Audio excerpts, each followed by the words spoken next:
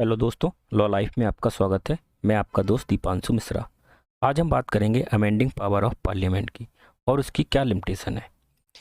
Parliament की जो amending power है और उसके पीछे की जो जुडिशियल डेवलपमेंट है उसको हम 3 क्वेश्चन के कंटेक्स्ट में समझने का प्रयास करेंगे। पहला, क्या पार्लियामेंट के पास अनलिमिटेड पावर है टू अमेंड और चेंज द कॉन्स्टिट्यूशन। मान के चलें कि पार्लियामेंट के पास अनलिमिटेड पावर है, can it be allowed to rewrite the constitution. And third one, क्या पार्लियामेंट फंडामेंटल राइट को भी अमेंड कर सकती है।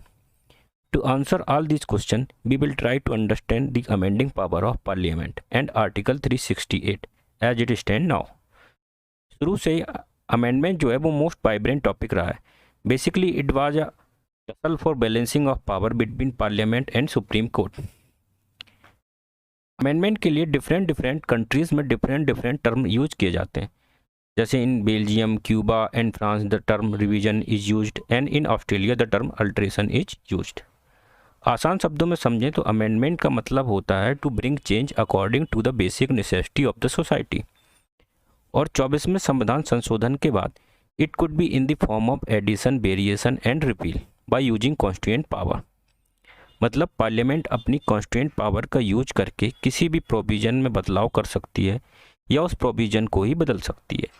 अब बात आती है कॉन्स्टिट्यूएंट पावर की, उसको हम अच्छे से समझते हैं। Article 368 of Indian constitution deal करता है अमेंडिंग पावर ऑफ पार्लियामेंट से, लेकिन ये ओरिजिनल वर्जन नहीं है, it is a amended version of article 368। Golaknath के केस के बाद क्या हुआ, आर्टिकल 368 को अमेंड किया गया and 2 word added in article 368, power and procedure. पहले आर्टिकल 368 डील करता था only with the procedure, the word power was not there.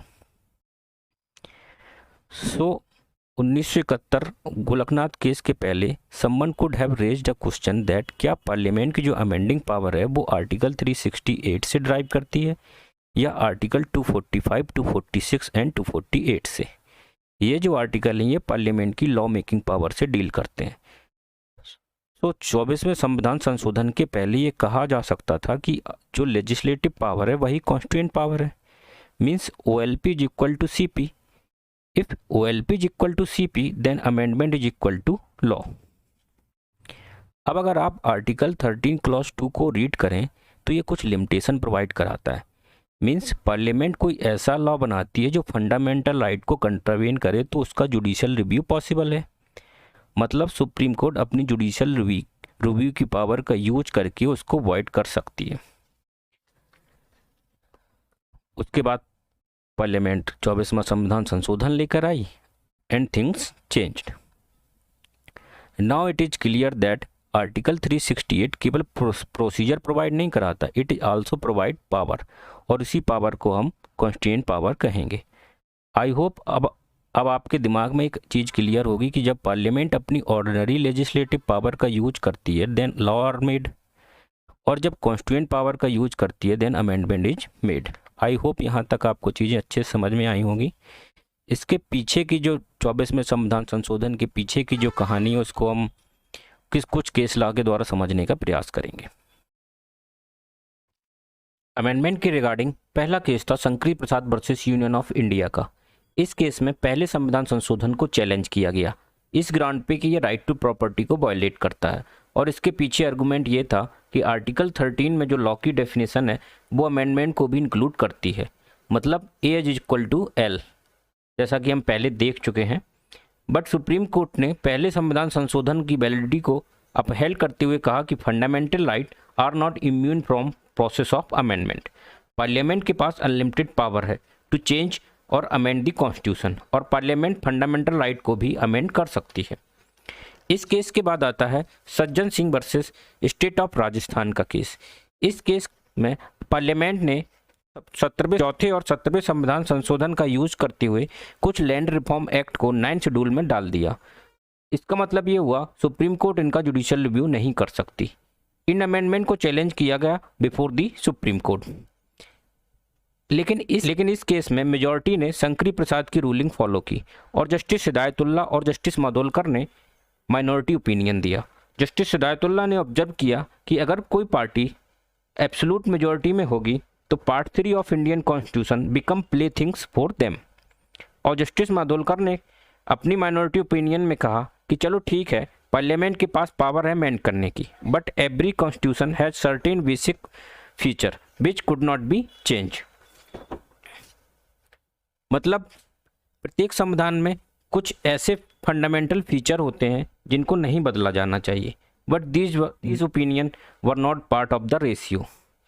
इन दोनों केस से ये इस्टेब्लिश हुआ कि कॉन्स्टिट्यूएंट असेंबली ने पार्लियामेंट्री फॉर्म ऑफ गवर्नमेंट को अडॉप्ट किया है और पार्लियामेंट सॉवरेन है।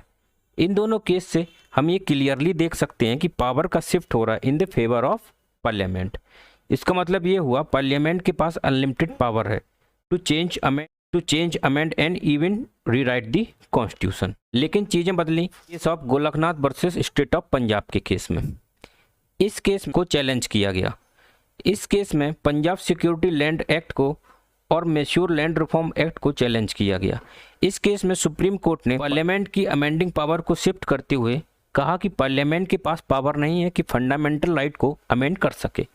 पार्लियामेंट की जो अमेंडिंग की पावर है वो एक ऑर्डिनरी लेजिस्लेटिव प्रोसेस है जो आर्टिकल 245, 246 और 248 से में डिफाइन है। इसका मतलब ये हुआ article 368 is subject to article 13। और जस्टिस सुब्बा राव ने प्रोस्पेक्टिव ओवर रूलिंग की डॉक्ट्रिन फॉलो की। इसका मतलब होता है कि प्रेजेंट डिसीजन इनवैलिड नहीं है, लेकिन इन फ्यूचर पार्लियामेंट ऐसा कोई लॉ नहीं बनाएगी जो फंडामेंटल राइट को टेक अवे करे। इस केस के बाद इंदिरा गांधी गवर्नमेंट ने एक कमेटी अपॉइंट की, स्वर्ण सिंह कमेटी। इस कमेटी ने कुछ अमेंडमेंट सजेस्ट किए जिनमें प्रमुख थे 24वां और 25वां संविधान संशोधन। 24वें संविधान संशोधन से आर्टिकल 368 को अमेंड किया गया और आर्टिकल 368 में पावर वर्ड को जोड़ा गया। और 25वें संविधान संशोधन से ये कहा गया कि अगर फंडामेंटल राइट और डीपीएसपी में कोई कन्फ्लिक्ट राइज हुआ तो प्राइमेसी डीपीएसपी को दी जाएगी। मतलब DPSP is superior than fundamental right. इन अमेंडमेंट को चैलेंज किया गया the famous case Keshavananda Bharati के केस में सुप्रीम कोर्ट ने अपनी इनहेरेंट पावर का यूज करते हुए बेसिक स्ट्रक्चर की डॉक्ट्रिन इवॉल्व की। डॉक्ट्रिन ऑफ बेसिक स्ट्रक्चर को हम अलग से डिटेल में समझेंगे। So by using this doctrine supreme court ने रिकॉग्नाइज किया कि कॉन्स्टिट्यूएंट लॉ और ऑर्डिनरी लॉ सेम नहीं है, but there are some basic feature which parliament can not amend. इस डॉक्ट्रिन का यूज करते हुए सुप्रीम कोर्ट ने एक बैलेंस क्रिएट किया between parliamentary form of government and rule of law के बीच में।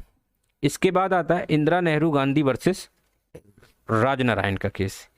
इस केस में फ्री एंड फेयर इलेक्शन को बेसिक स्ट्रक्चर डिक्लेयर किया गया और इस सुप्रीम कोर्ट ने इलाहाबाद हाई कोर्ट के डिसीजन को वैलिड बताया, जिसमें उन्होंने इंदिरा गांधी गवर्नमेंट के इलेक्शन को इनवैलिड बता दिया था।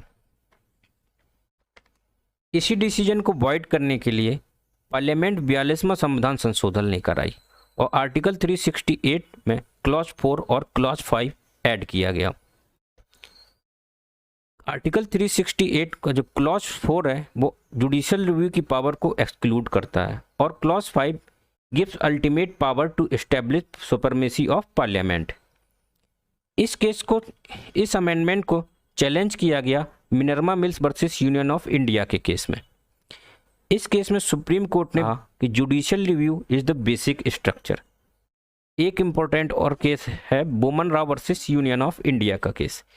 इस केस में यह डिसाइड हुआ कि केशवानंद भारती के जजमेंट के पहले जो एक्ट और रेगुलेशन जिनको 9th शेड्यूल में डाला गया है उनको पूरी प्रोटेक्शन है, उनका जुडिशियल रिव्यू नहीं किया जाएगा। लेकिन after the judgement of Keshavananda Bharati जो भी एक्ट और रेगुलेशन है उनको 9th शेड्यूल में अगर डाला जाएगा तो उनकी जुडिशियल रिव्यू पॉसिबल है।